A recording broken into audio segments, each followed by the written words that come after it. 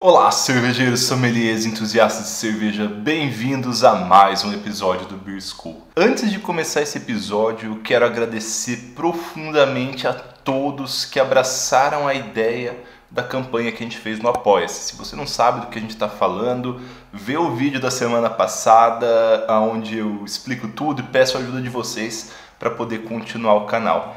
E aí foi tão grande que eu pensei, cara, como que eu posso tentar retribuir isso ao nível, de retribuição que as pessoas deram, o engajamento, a velocidade com que as coisas aconteceram e bater já 3 metas que a gente tinha colocado lá. Tem um vídeo legal que eu posso fazer que eu acho que vai ser de interesse de muitas pessoas. E estão aqui hoje para fazer, eu acho que vai levar uns 3 vídeos para falar sobre tudo, mas vai ser muito legal. Quando eu comecei a fazer minhas palestras sobre sour, sobre Breta, eu sempre falava no começo, e eu acho que até no vídeo do canal que eu falo sobre isso, eu falo que uma das belezas é que a técnica para fazer cerveja azeda ou cerveja com Breta, ela não é bem definida. Nós somos cervejeiros porque a gente gosta de criar. Na cerveja normal a gente não tem muito onde criar na parte de produção. A parte de produção é bastante engessada, a gente já sabe a técnica melhor possível. Já para Breta e para sour, isso não é verdade. Então a gente pode, além de criar na receita, criar nos insumos, criar na produção também.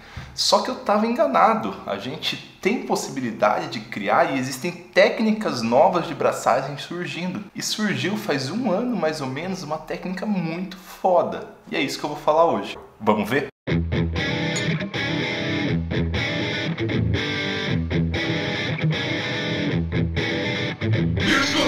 Essa técnica foi criada pela maltearia Breeze e foi divulgada em grande escala num congresso no ano passado. Eles chamam a técnica de Non-Enzymatic Mash, tipo mash não enzimático. O que talvez dá um pouquinho a entender errado, parece que não envolve enzima, então eu vou chamar essa técnica aqui de Cold Mash ou de Mash a frio.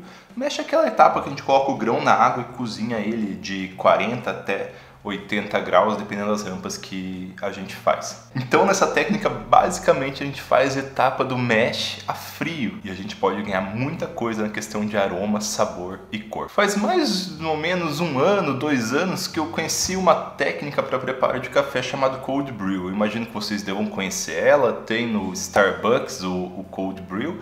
E essa técnica basicamente é uma versão do Cold Mash para café. Você pega o pó do café, em vez de passar água quente nele, você joga ele na água gelada e deixa por um período prolongado. Eu não tenho certeza para o café, mas sei lá, 10, 12 horas, 1 dia de infusão. E nesse processo, incrivelmente, você extrai uma quantidade de aroma e de sabor absurdo do café. Eu não botava muita fé nessa técnica, mas a primeira vez que eu tomei um Cold Brew, eu fiquei realmente impressionado. O perfil aromático é distinto, mas ainda é café, é muito café. Isso me despertou um interesse enorme. Na época eu pensei, cara, por que a gente não pode aplicar isso na cerveja? Será que não tem como? E eu fiz uns 2 ou 3 testezinhos, mas só com maltes escuros. Fazer um cold brew com malte escuro para adicionar e ressaltar esses aromas dentro das cervejas escuras. No começo desse ano eu acabei lendo um estudo desenvolvido pela Breeze, onde eles fazem isso e desenvolvem uma técnica, fazem análises em torno disso, de aroma, sabor, açúcar, não só para os maltes escuros, mas para todos os tipos de malte.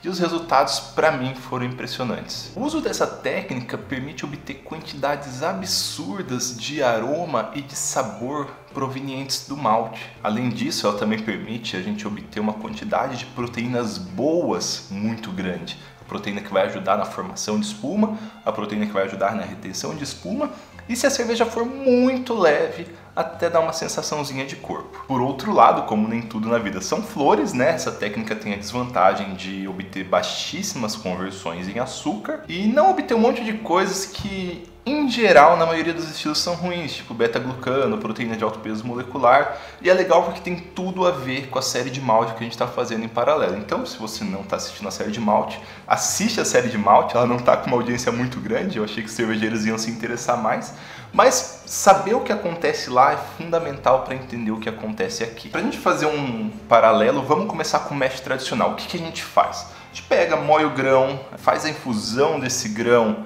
em água quente, deixa ali por 1 hora, 1 hora e meia, dependendo das rampas que você vai fazer para a enzima poder atuar. E acontece duas coisas, que é a extração do amido e simultaneamente a isso a conversão de amido em açúcar. Depois disso a gente vai ter um monte de casca de grão lá sem amido, a gente faz o lauter, que é a clarificação, a filtração, remove essa parte doce da parte que a gente vai jogar fora, que é os grãos, e joga os grãos fora, não tem mais utilidade para nós. Depois disso a gente passa a ter esse líquido que é chamado de mosto. E aí por aí vai, todo mundo sabe o processo como é. No cold mesh, vamos fazer a técnica 100% cold mesh, mas tem a híbrida. A híbrida, não vou falar nesse vídeo, mas aí abre uma possibilidade absurda de misturar o cold e o hot mesh.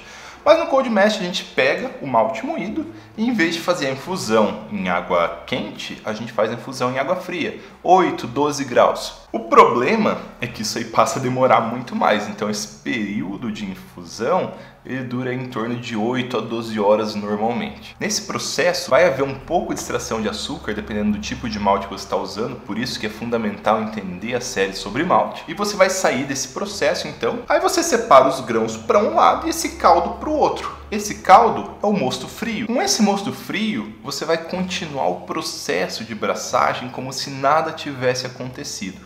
Você pode usar só ele, então você vai fazer as rampas de temperatura normal, você vai subir a temperatura, dar um tempo para conversão, vai haver enzima, pode haver conversão. Você pode, se for fazer a técnica híbrida, jogar mais grãos ali dentro, mas não é o nosso foco hoje. E aí continua com a fervura, com a lupulagem, com a fermentação. Então vamos dar uma olhada rapidinho nas fotos, mas depois eu vou fazer um vídeo completo do processo. Vou abraçar essa semana, talvez dá até para fazer um pouco ao vivo e tirar algumas dúvidas. Então pega o balde, coloca seu grão lá dentro, coloca água quente, coloca ele na geladeira. Depois de passar o tempo determinado, você separa os grãos numa panela com fundo falso, num balde com fundo falso, numa peneira. Ele vai sair bem feio, ele não sai clarificado, ele sai uma coisa turva, branca, parecendo água com farinha, porque basicamente é água com farinha mais um monte de coisa. Aí sim você pode continuar, ir lá, elevar a temperatura, se quiser colocar mais grãos, pode colocar mais grãos. O que diferencia no processo de extração? Agora que eu falo pra gente voltar lá na série de malte.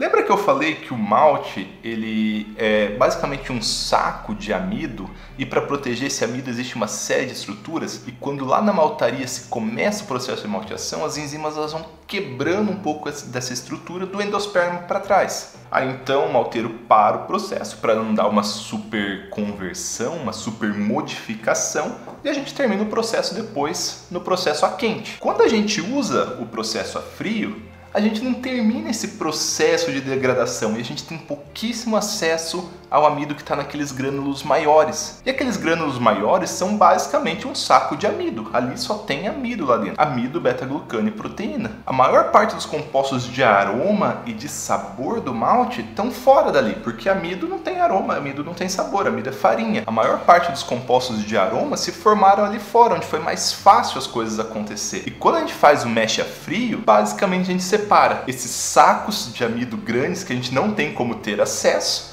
das coisas que a gente tem como ter acesso: aroma, cor, sabor, proteína de baixo peso molecular. Então quando a gente usa o cold mesh, a gente extrai aroma, extrai cor, extrai fã, extrai enzima, extrai pequenas proteínas, que isso é ótimo, e a gente não extrai dextrina, porque a maior parte disso vai estar lá dentro dos grânulos maiores. A gente não extrai beta-glucano, porque a gente não vai terminar o processo de degradação daquela rede de beta-glucanos. As proteínas grandes a gente não termina, porque elas se quebram também durante o processo de maior temperatura. E a gente tem dois produtos agora. Os grãos, uma parte dos grãos que está na água, cheio de cor, sabor, aroma, e uma parte dos grãos que está fora, que está no grão mesmo, né? Basicamente amido. Tem um pouquinho de cor, um pouquinho de sabor, mas é principalmente amido. A gente pode agora separar então e ficar só com a cor, com o sabor e com o aroma. Aquele outro grão a gente ainda pode usar. Vamos falar no próximo vídeo, não vamos falar agora.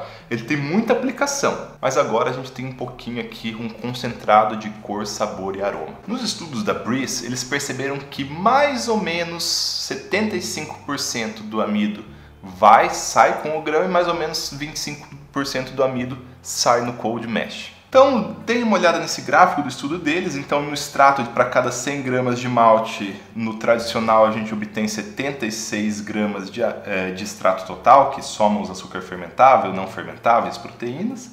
enquanto no não enzimático mash mais ou menos 19%, açúcares fermentáveis de 9 para 45, proteínas de 4 para 5, do não enzimático para enzimático, e carboidratos de 6 para 25. Olhando a princípio nesse gráfico, você fala, putz, então não serve para nada, é uma merda. Mas não é assim. Você vai para o próximo gráfico da pesquisa deles, eles normalizam isso e eles falam, se você colocar a quantidade de malte para chegar na mesma OG, você vai ter 4 vezes mais compostos de cor, 4 vezes mais compostos de aroma e 3 vezes mais compostos de proteína solúvel. Só que você vai gastar bastante, porque você vai ter que usar 2, 3, 4 vezes mais malte. Isso é uma técnica para a gente obter sabor, a gente não pode querer vantagem de tudo também. E isso abre algumas possibilidades absurdas. A gente pode fazer cervejas extremamente maltadas e chegar a resultados que não teriam como se não fosse por essa técnica. Se a gente fosse usar o tanto de malte que precisa para chegar naquele nível maltado, ia ser uma cerveja absurdamente alcoólica, ia ser uma cerveja absurdamente doce pelo excesso de dextrina, ia ser uma cerveja que poderia ter uma turbidez muito grande em função das proteínas de alto peso molecular, dos beta-glucanos, mas não, a gente pode agora ter um recurso para direcionar o sabor e o aroma do malte. Você quer um toffee? Você quer pegar um pale ale e dar característica de nozes? Você quer fazer uma cerveja alemã maltada? Você tem os caminhos. Além disso, existem tantas outras aplicações. A primeira que eles destacam, e é uma onda que vem assim com muita força nos Estados Unidos, que eu quero começar a falar disso porque vai fazer parte da minha realidade logo, são cervejas de baixíssimo teor alcoólico, cerveja com 1, 2% de álcool. A Breeze afirma que você pode fazer uma cerveja de 1, 2% de álcool com essa técnica, mantendo a retenção de espuma, que é muito difícil em cervejas tão leves, sem problema nenhum. Eu vou colocar uma foto aqui de uma retenção de espuma de 6 minutos feita por essa técnica, 6 minutos. E mantendo o corpo, dá uma sensaçãozinha de corpo, não ficar só aquela água. Olha que legal. Então você pode ter uma cerveja muito parecida com uma cerveja normal, mas que tem um teor alcoólico baixo, você pode beber 4 vezes mais. Você pode usar isso para cervejas extremas com grande quantidade de adjunto para dar destaque em maltes que antes era muito difícil dar destaque. Por exemplo, vai fazer uma quadruple. Uma quadruple ela não pode ter um teor, um corpo muito alto. Por definição ela não pode ter, por isso eles usam adjunto. Só que se você quiser dar um perfil mais maltado, até de um Special B, um malte maravilhoso, e você exagerar, você vai estar elevando isso daí. Você vai estar elevando a dextrina, você vai estar elevando o corpo. Você pode tirar só o sabor do Special B e deixar essa parte do corpo para lá. E criar um novo estilo então nem se fala. No vídeo que vem a gente vai ver como aplicar isso melhor e misturar as duas técnicas e os resultados que a gente pode obter utilizando elas. Eu vou fazer uns comparativos bem legais, usar a mesma cerveja, o mesmo perfil de grãos e mostrar como uma cerveja fica pelo não enzimático mash e como uma cerveja fica pelo mash convencional. Vou fazer um vídeo mostrando o processo de braçagem também e se precisar eu faço mais um. Então pessoal, muito obrigado por terem apoiado a gente. Se você quiser apoiar e tiver como, ainda tem como, e eu espero que essa seja a primeira retribuição que eu consiga e que essa série seja legal. E quando eu for para um festival depois, aconteça o que aconteceu com todas as outras técnicas mais diferentes que eu falei no canal, que alguém chegar e falar, olha essa cerveja aqui que eu fiz com tal técnica ou com tal técnica. Isso já aconteceu muitas vezes e foi muito legal, e eu tenho certeza que isso vai acontecer de novo. Muito obrigado e até o próximo vídeo.